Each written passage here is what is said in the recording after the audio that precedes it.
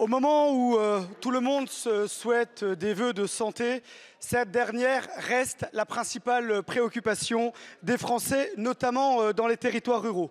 On constate un manque de médecins en médecine de ville, on constate un manque de médecins, de personnel soignant dans nos hôpitaux. C'est un constat dans les Vosges comme c'est un constat dans tout notre pays.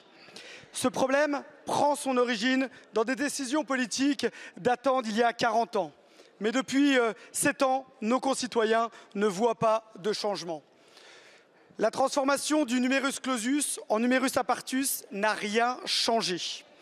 Monsieur le Premier ministre, quand avec le ministre de la Santé, la ministre de l'Enseignement supérieur, allez-vous ouvrir plus largement l'accès aux études de médecine? Quand allez-vous donner plus de moyens aux universités pour pouvoir former plus de médecins? De plus, Monsieur le Premier ministre, vous avez annoncé lors d'un déplacement 32 milliards d'euros supplémentaires pour l'hôpital. C'est en réalité une excellente nouvelle. Ce chiffre, néanmoins, est égal à la hausse prévue et votée de la branche maladie.